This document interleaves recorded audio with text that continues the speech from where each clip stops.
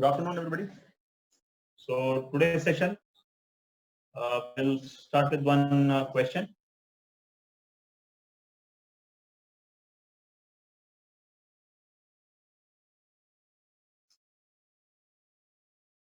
Okay, so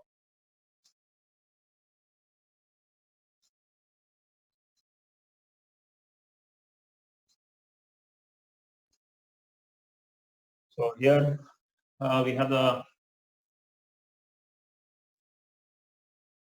So it's given that there is a cylindrical container which is kept at rest, which is held at rest,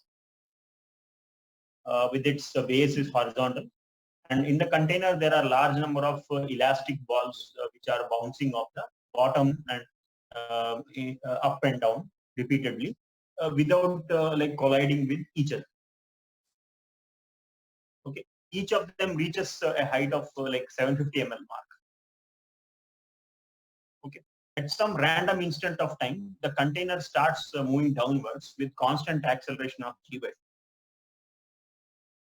Okay, so then we have to find what fraction of total number of balls in the cylinder will now be able to cross the 1000 ml mark.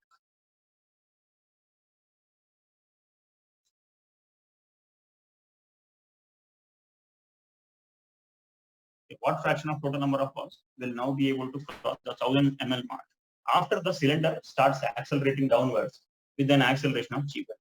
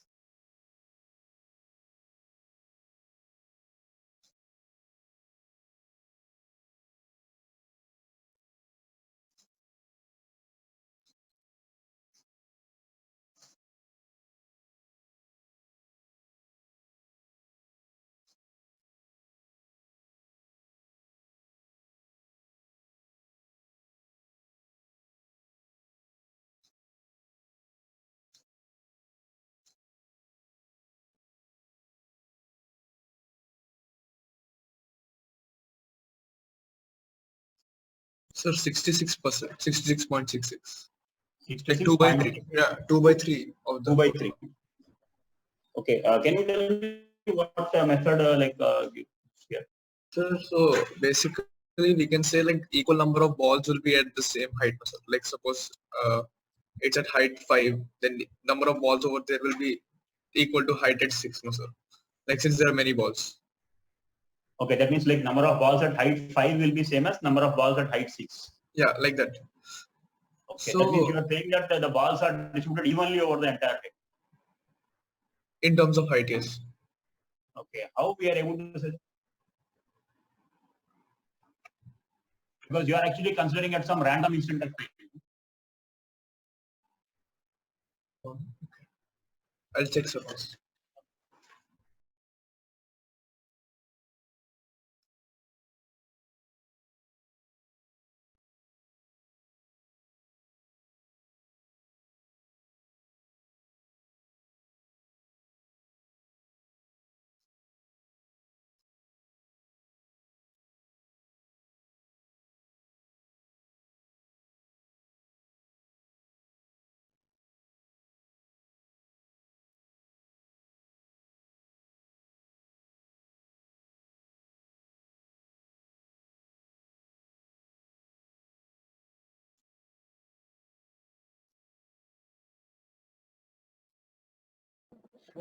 Each of them reaches 750 ml mark is like that is just reaching 750 ml mark, or they can even go higher at the initial condition. No, the question is we have to find what fraction will reach like will be able to cross the 1000 ml mark.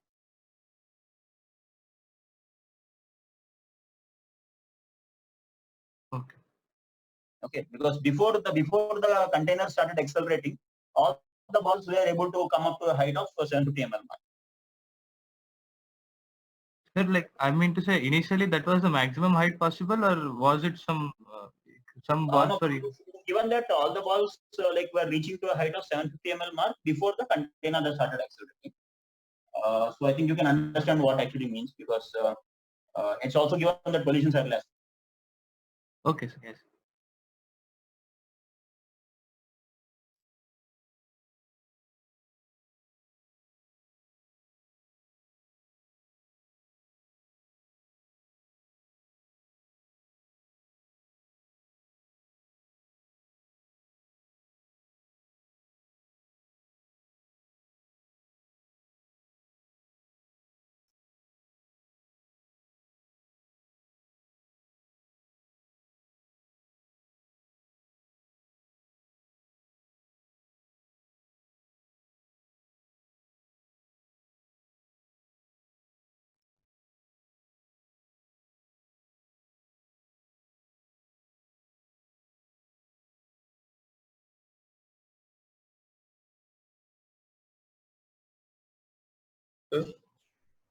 Yes. Sir, I actually did not find like the fraction of balls. I'm a bit stuck there, but I found out that whatever balls are below the 500 ml mark, when they are getting, when the cylinder is going to fall, those balls will cross the 1000 ml mark. Like why? I mean, how you are able to say that those are which are below 500 ml mark will be able to cross? Sir, like I took if there was like no axle, so if I take velocity at that any h is v, sir, then I found v square in terms of 750 ml, and if we take it as g by 2, it should come as 1000 ml or greater than 1000 ml. So from there we can find the range of values of h. Okay, so on the basis of that, try to find what the fraction will be, like fraction of number of balls.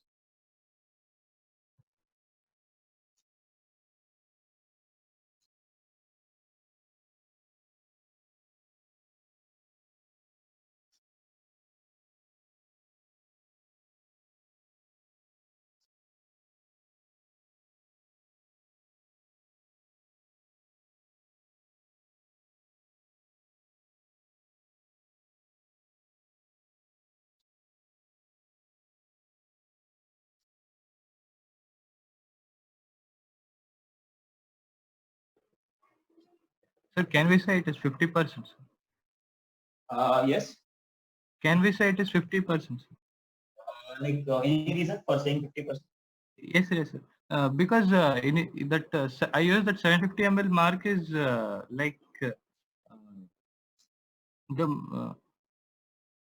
okay, no, sir, not 50%. I'll just take one. I took that if the height from base is x, sir, so velocity of of any particle at that x should be like root 2 gx otherwise, sir. Okay. Now in reference frame of the cylinder, its velocity should be root of 2 into g by 2 into h naught minus x, where h naught is corresponding to 1000 ml, sir. But the relative velocity will be same only, no, as what the actual velocity will be with respect to Yes, sir. Yes, sir. Yes, sir. But if this relative velocity is more than minimum conditions, sir, where the energy of that particle can become 0 at 1000 ml. Okay, okay. Then all So particles will be. You are able to find out what should be x. Yes, sir. Okay. Then that x I'll have to take with respect to some h. That. Okay.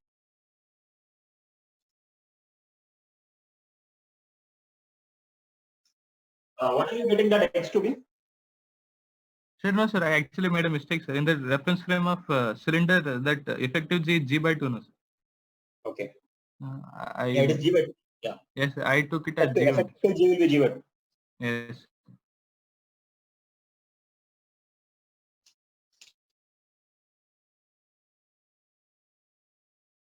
Sir, can we take the distribution like probability of like using the speeds or speed at any height will be proportional to the number of particles? 1 by Speed at the height will be proportional to number. That means speed is that their speed is more, particles will be more. no, sir, inversely proportional. Inversely proportional. Okay. Any reason for like that, speed and like number of particles? Sir, if the speed is more, so the particle will stay there for lesser time. Okay. Yeah, I think logically it seems to be sound enough, like thinking that way. But is it inversely proportional or like there's powers also, no, sir? It can be proportional to 1 by velocity. Yeah. Not exactly inversely proportional. I cannot say about proportionality, but one thing is sounds logical in that higher speeds means they will spend less time. So that sounds logical. So I think you can actually pursue like thinking that direction. Think about it. Like I cannot say like that it will be some quantity, but somehow you can relate. Okay, sir. Sir, what's the answer? You got some answer? Is it 1/3 of the total? No.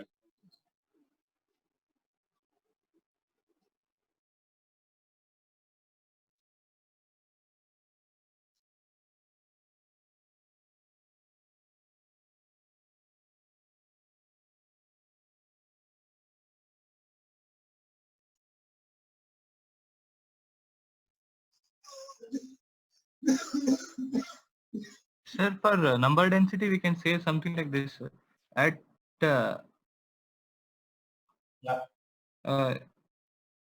if initially there were some n particles, sir, which started from base, sir. Okay, I'll check once. But like we don't know when all the particles are started at the same time, no? Like they will be randomly there because large number of particles are there, so particles will be randomly present at different heights. Yes, sir. That's why we can assume that it is uniform or like not exactly uniform. We can't say so. Sir, is the answer 1 by 6, sir? Answer 1 by 6. 1 by 6. So like what I did was I calculated in the reference frame of the cylinder, sir. Okay. Like for a particle at a height h below that 1000 ml mark, for that to reach the height 1000 ml, the velocity I calculated, sir. Like in the velocity in reference frame, that will be root 2g into h minus 715, sir. Like that's that height from the 750 ml mark. Sir? But you should also keep in mind that G effective will be G by 2 in container frame. Yes, sir. Yes, sir. So the equation which I wrote was the H I'm taking from the 1000 ml mark, sir. Like I wrote like 2G by 2 into H equal to 2G into H minus 250. Okay. If the H is greater than this mark, then only they'll have enough velocity to reach the 1000 ml mark now, sir. So like on the basis of that, how you are calculating fraction? Okay, so like all the particles are moving randomly, so there are all particles moving up and down till 750 ml. So I can say only the particles which go down will be able to reach. But The- particles moving up, like why they can't reach? Sir, because They okay. also have same velocity, no? Yes, sir. Okay, so okay, yeah, both can move. So that the height is 500 now, sir.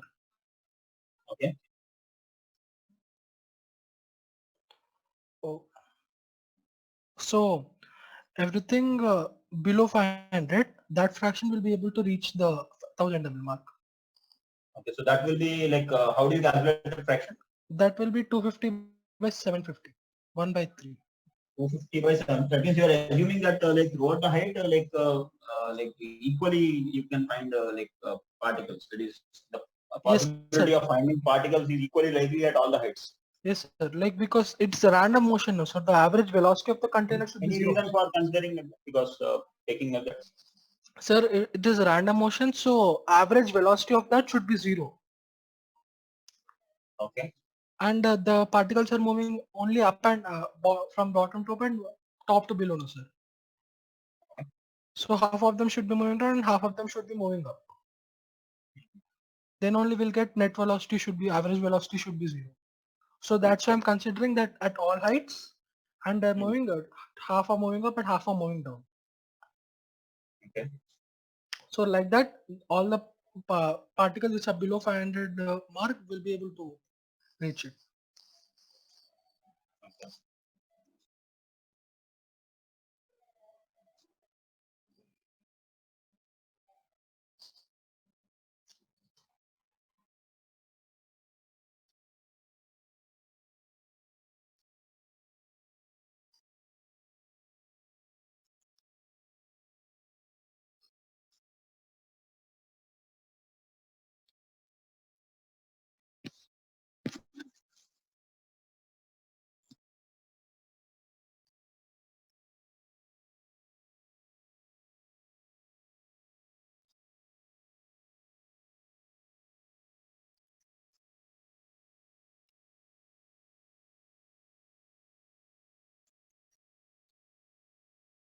Okay, so let us consider that situation.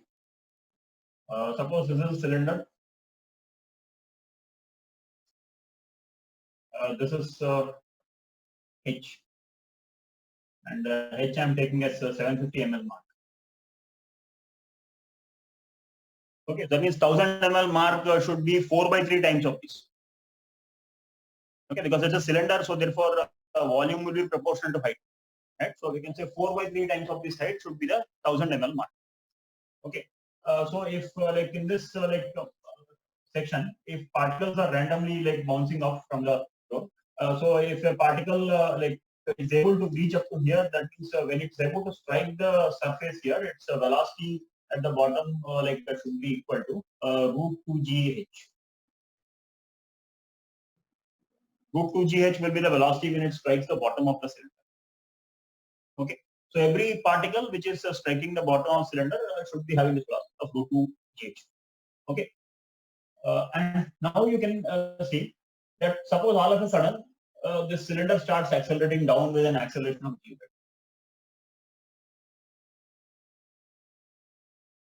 Okay, then what will happen is at that instant of time, let us assume that at some particle at some height at distance say x. I'm considering that from the bottom of the container there's some random particle which is at a height of x, which is either moving down or moving up. It could be either way because either moving up or moving down it will have same velocity.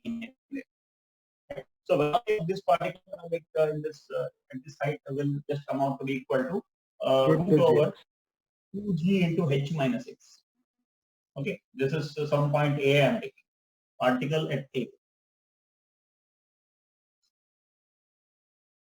Particle at A velocity will be root over 2g into h. Okay. So now with this velocity, we want to see that it is able to reach a height of 1000, a height of 4h by 3. Okay, that means if it is going to hit the floor.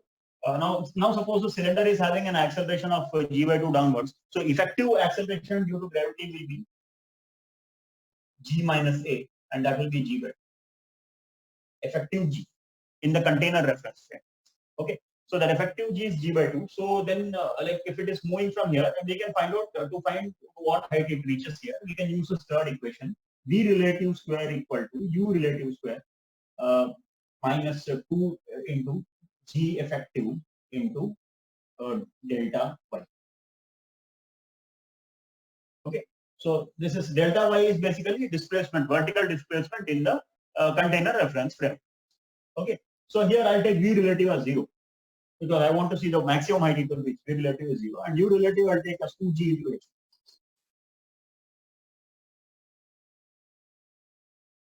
2g into h minus x minus this 2g by 2 into delta. Okay, if you do this, like I think delta y will come out to 2g into h minus x by g, which comes out to be 2 times of h. So delta y means it is measured from here. Okay, delta y is measured from this height, not from the ground. Okay, not from bottom of the container. Delta y is measured from. Now the total height, what this particle should be able to reach should be 4h by 3. That means if I add 2h minus x to this x, the total value I should get should be more than 4h by 3. Right? That I want to check. Okay. So this 2 times h minus x plus x should be more than 4h by 3.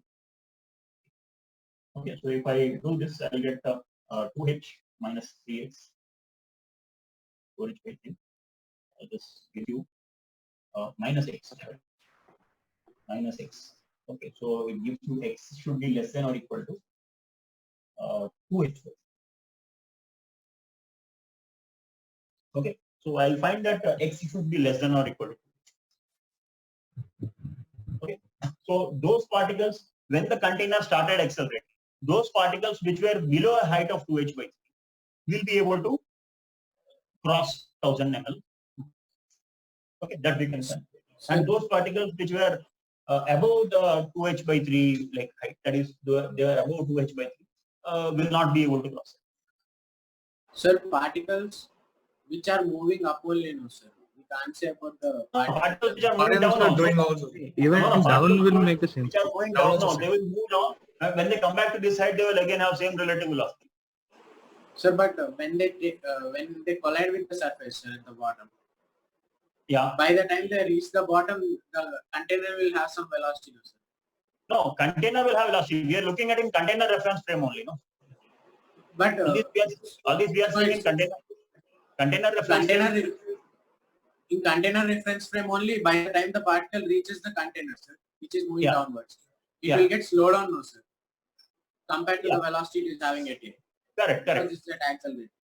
Yeah, but what I'm trying to say is, use again. no, what I'm trying to say is, by the time this particle reaches the container, no doubt, like container will have like it would have velocity will be different at that point of time. That is true. But relative velocity of this particle will increase when it moves down, and it will increase with an acceleration of g by 2, relative acceleration of g by 2. And again, when it is returning back, it will again decrease with the retardation of g by 2. So it is just like motion under gravity only. The only difference being is that gravity is not g anymore; it is g by 2. Okay, it's like the situation. You have a particle which is having a velocity downwards. You are throwing it downwards from this height. It hits the ground and comes back to you. And by the time it comes back to the same height, it has the same velocity, but in upward direction. Right? Only difference is it is relative to the container. Okay. So that's why it is not that it is only particles which are moving down or moving up, but both of them, if they are at a height below 2h/3, they will be able to cross a 1000 ml mark. Okay. Now what we are going to do next is like we have to see what fraction of the total number of particles will these particles fit. Okay. Now one idea here is that to think that all the particles are evenly distributed everywhere in the height, and therefore we can say that the fraction of particles should be 2/3 of the total number of particles. Okay, so that way, like if you like, we can say that the total fraction should be 2/3. Okay, but another thought which can actually be used here is that normally when you look at a particle which is falling down from this 750 ml mark to this bottom of the container, you'll find that it takes more time initially, and it moves faster when it reaches the bottom of the container. So it spends a lesser amount of time near the bottom of the container when compared to on the upper half of the container. So at any instant of time at random, if you see, the probability of finding that particle will be more in the upper half. Okay, when compared to lower half. And the same is true for all the particles. Okay.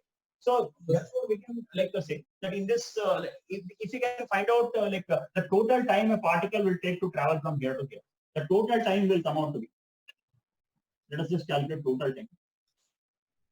That should come out to be equal to. Sir, we just need ratio of times now, sir. Yeah.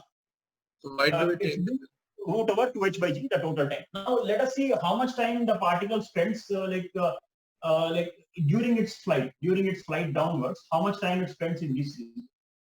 Okay, now that will be nothing but time taken to travel from this height to ground minus the time taken to travel from here this level. Okay, so I can say time spent at h less than 2h. Okay, during downward motion. Because we don't have to calculate for during upward motion again, because it will be the same for upward motion, right? So like we can calculate only for downward motion. I think we'll be able to determine the fraction from that. Time spent for h less than 2h/3 during downward motion. Okay, that will be nothing but t minus t1. Okay, that is nothing but root over 2h/g minus root over. Time taken to go from here to here will be root over 2 times of h minus x. Because the time taken for free fall for a height of h minus x will be root over 2 times of h minus x. Okay, so this is the time it will spend in this region. Okay, and the total time spent in the whole fall is this much. So the ratio of times, if you take, we can say that fraction of number of particles can be considered to be the ratio of these times. That should be equal to root over 2h/g minus root over 2 times of h minus x by g by root over 2h/g. Okay, so if you go about doing this, then we will get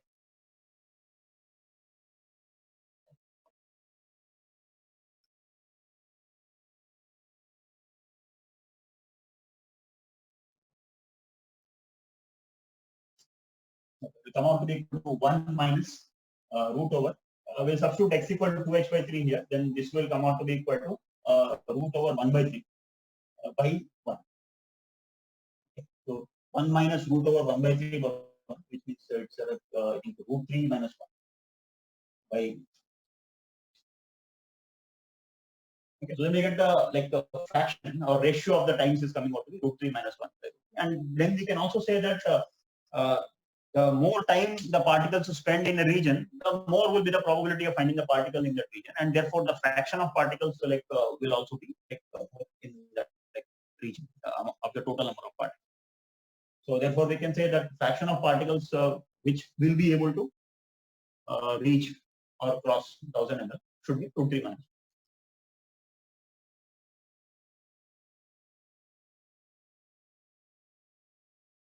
Is it clear?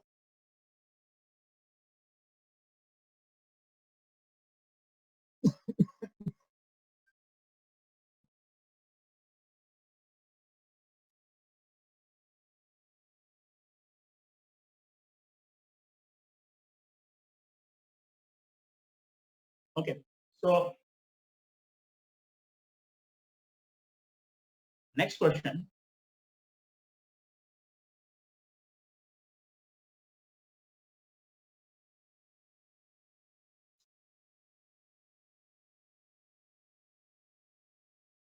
Okay, right. So we have this question. A small mass capital M is connected to two identical masses of small m each with the help of two light inextensible springs of length L each. Okay. Initially, the system rests on a frictionless horizontal surface with masses in a straight line, as we can see in the diagram. Okay, now the middle mass m is given a sharp impulse to impart it a horizontal velocity u. Okay, so it's imparted a horizontal velocity u perpendicular to the strings. So we have to find tensions in the strings just immediately before the masses A and C are about to collide.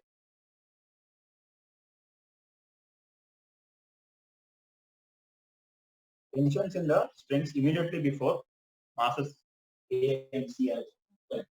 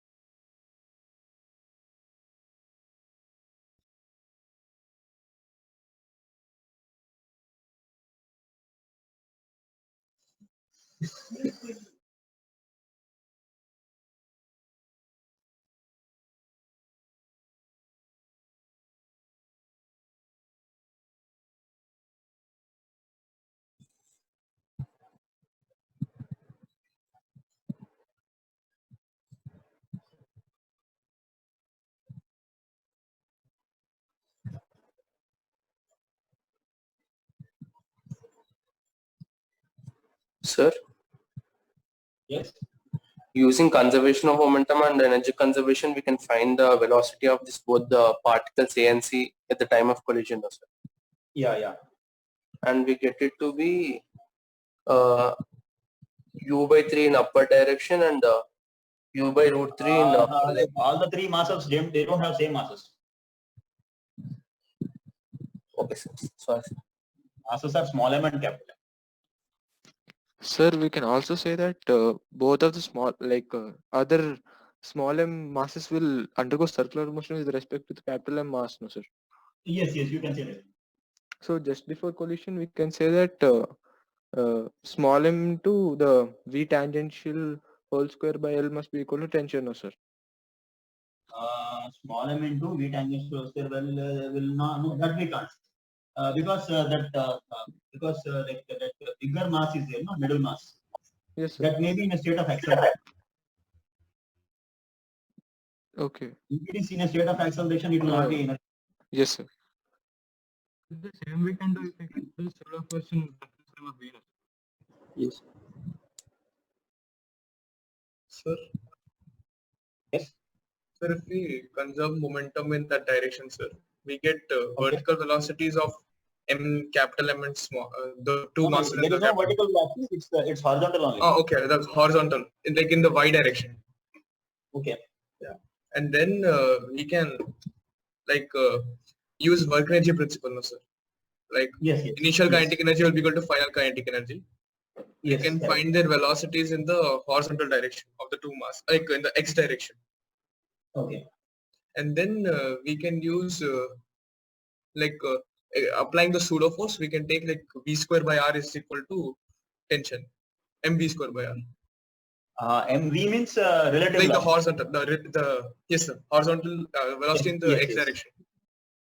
Yes. But we should take pseudo force, I think, here. Yes, we have to, because you are taking like circular motion with respect to b, no? Yes, sir. So, and we will also have an acceleration in the we will. When negative by. Yes. Small m capital M square U square by L into capital M plus 2m whole square. Tension force, no? Yes, sir. How much? Small m into capital M square U square by L into capital M plus 2m whole square. Into capital M plus 2m whole square. Yes.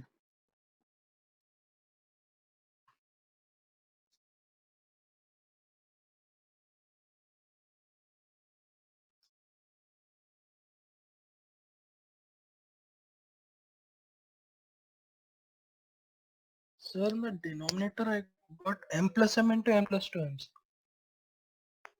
Okay. M plus m into m plus 2m. In the denominator into L, and in the numerator I got u square m square into u square capital M square into small m. Okay. This is your tension force you are telling. A tension force on this.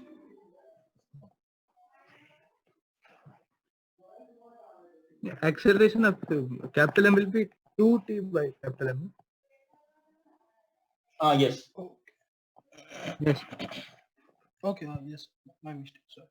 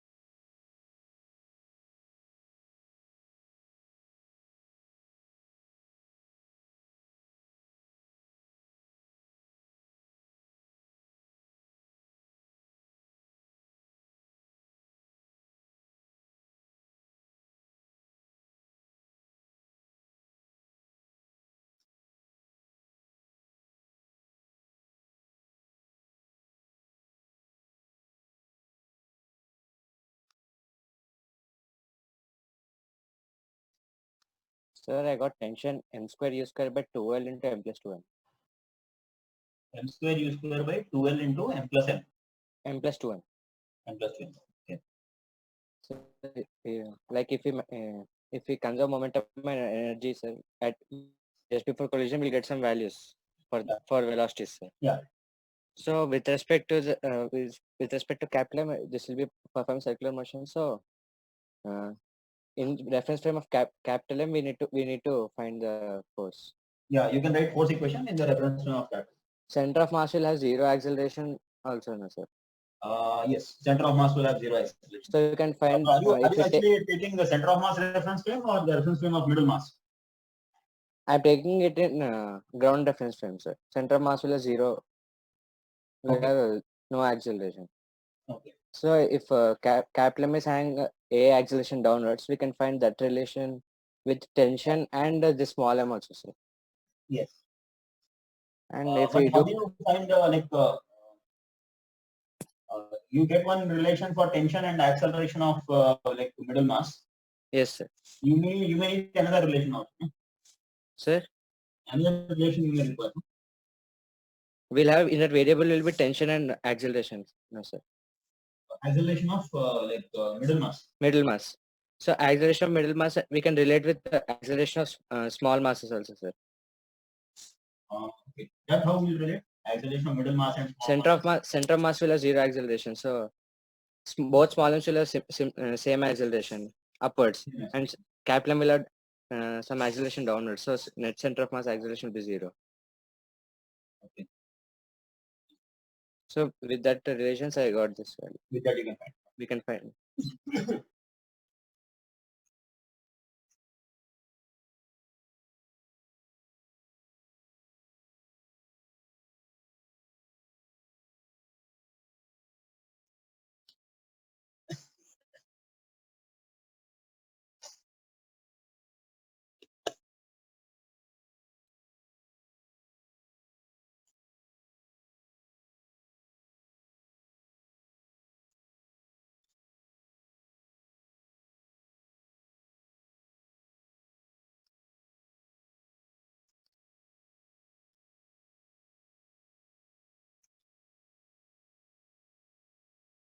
Okay, so this is the setup.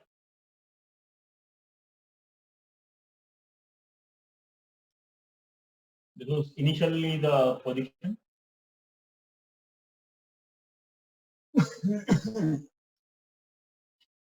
Okay, so like after some time, like it will be something like this.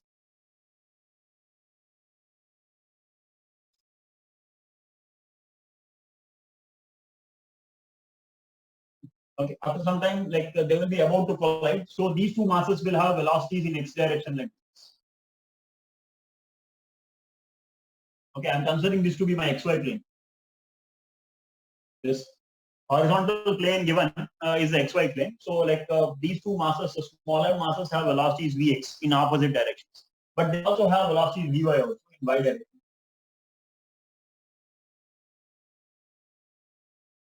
Okay, but their velocity is Vy in y direction and velocity of this capital M mass should be equal.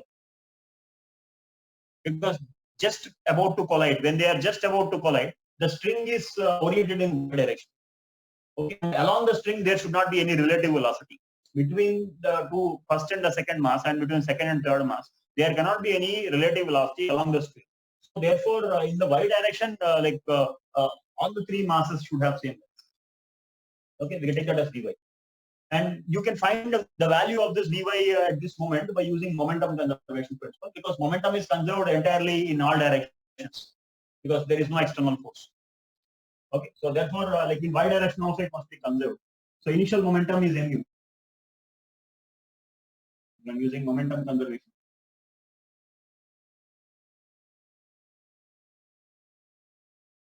And mu must be equal to m plus 2m into vy. Other than this, like we can also say that since no forces are doing work here, tension will not be doing any work on the whole system.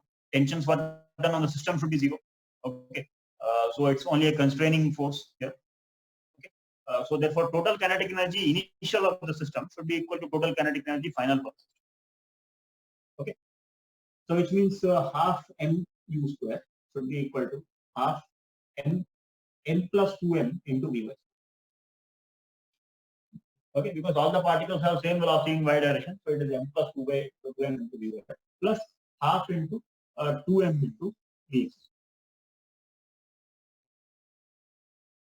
Okay, so this is the other equation. So from the first equation, we can substitute Vy in this equation, in the second equation, and using that we can find Vx.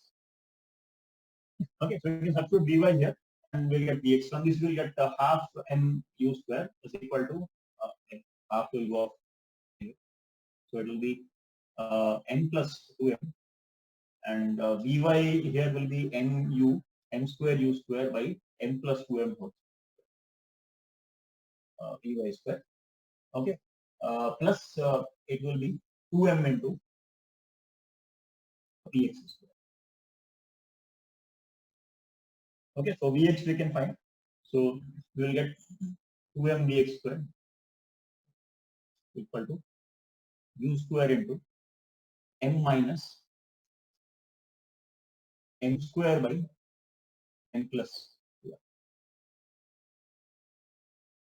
Okay, so we get u square into m minus m square by m plus 2m. So that is 2m Vx square. Okay, so Vx square should just be equal to u square mu square by 2m, okay, into 1 minus m by m plus 2m. Okay, 1 minus m by m plus 2m. That 1 minus m by m plus 2m will come out to be equal to 2m by m plus 2m will get cancelled. Okay, so Vx square comes out to be equal to mu square by m plus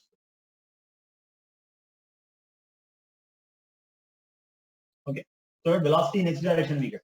But also note here that velocity in x direction for small m mass, it is also same as relative velocity of these small m masses with respect to the middle mass, because the middle mass and these two masses, they don't have any relative velocity in y direction. Their relative velocities in y direction is 0.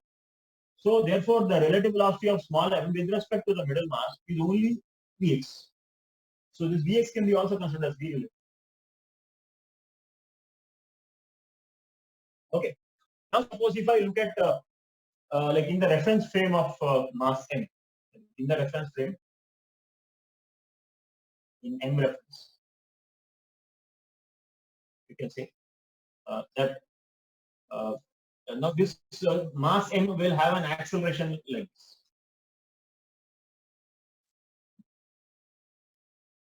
This mass m will have an acceleration downwards. Okay. It has an acceleration downwards because it is like experiencing these two tensions. Okay, so you can say that 2t should be equal to capital M into Am, or Am will be 2t by capital.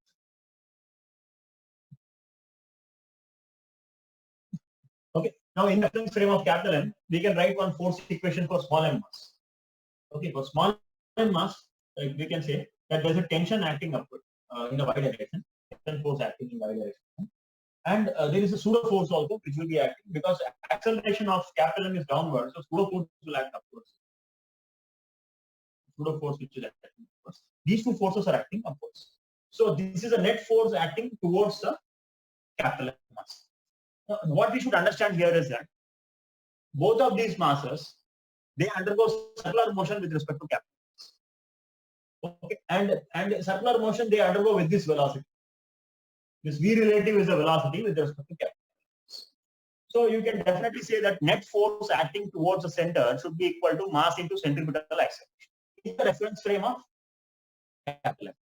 In the reference frame of capital M, net force acting towards capital M should be equal to mass into centripetal acceleration. So net force acting towards capital M are these two forces. So we can say that T plus Ft should be equal to m into V relative square by L. Okay. So which means T is also same as we can just consider Am here. T plus Ft. Ft we can write as small m into Am. It is mass of this body, mass of the small mass into acceleration of the frame. Acceleration of frame means am. Okay, so plus small m into am should be equal to m v relative square by. Okay, so now what we can say.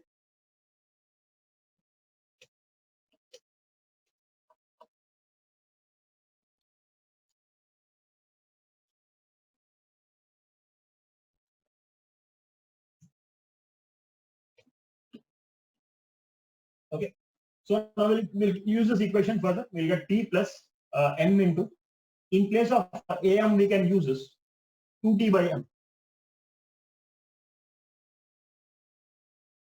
Okay, t plus m into 2t by m, that should be equal to m by l into v relative square. But v relative is this expression, mu square. So v relative square should be mu square by m plus 2m. So it is mu square.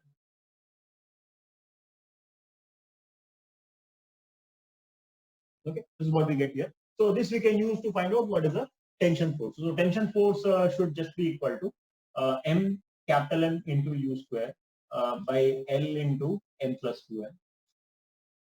Okay, the whole divided by 1 plus 2m by 1 plus 2m by m. Okay. So I think like if you simplify this, it will come out to be equal to m into capital M square into u square by L into m plus 2m.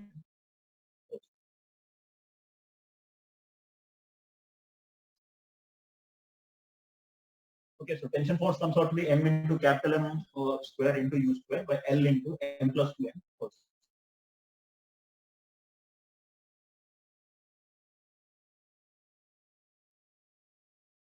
Is it clear? So the T got cancelled for me, sir.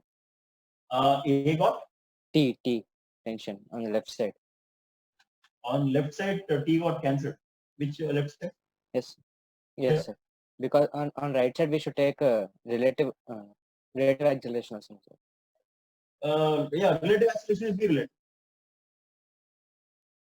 mv relative square by L is V Pseudo relative force. square by L is left. Pseudo force Yeah. also we should consider, no, sir. Yeah, pseudo force you have taken m into am.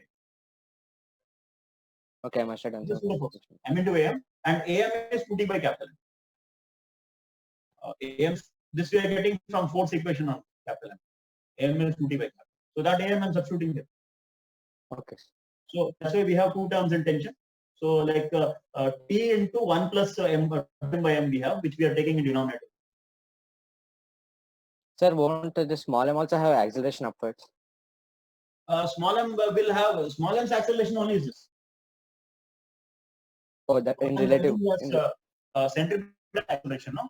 That centripetal acceleration is nothing but small m's acceleration. Yes, sir. Yes, got it, sir.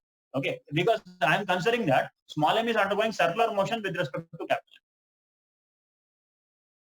M. Okay, and in circular motion, you know, only centripetal acceleration will be there, tangential acceleration. Yes, sir. Okay. Is it clear? Any doubts on this?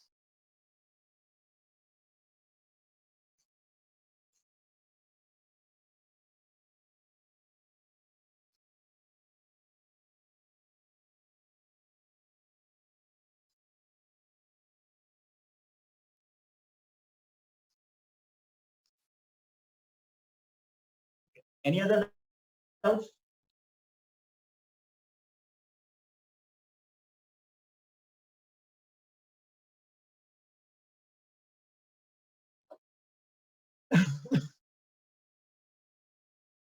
Okay, right. So like we'll put this session to the end for today. Like we'll But I have continue. a doubt, sir. Yeah. Tell me. Sir, like non-conductor, if we have like a time-varying magnetic field, then EMF can be induced in a non-conductor also, no, sir? If time varying magnetic field is there, we'll have an induced electric field even in a non-conductor. So if there's an induced electric field, we have an induced EMF, sir? No, see, EMF is something which we talk about generally, like for a non-conductor, like there will not be any like polarization that is taking place. Yes, sir. So if there is no polarization, like you can get EMF. Because EMF happens because of polarization of charges. In a conductor, you can see you have free electrons, so the free electrons move across in a conductor, and so due to their accumulation at the ends, we get a potential difference across the ends of the conductor. But in a non-conductor, that's not possible. If you are actually talking about a dielectric type of conductor which is not perfect non-conductor, then yes, so some polarization is possible. Okay. And sir, can we say that electric field is induced for insulators as well? Electric field is induced anywhere in space. It's actually a space property. When you are having a time varying magnetic field in space, you have induced. Okay. It's not material. For insulators, we'll be having potential difference, but not EMF. Pardon? For insulators, sir, there won't be any EMF, but there should be some potential difference across the ends due to electric. Potential difference across the ends. Induced electric field, we can't define potential difference. Yes, sir. Yes, sir. Induced electric field is actually non-conservative. Yes, sir. Yes. Okay. If it is a conductor, then you will get potential difference.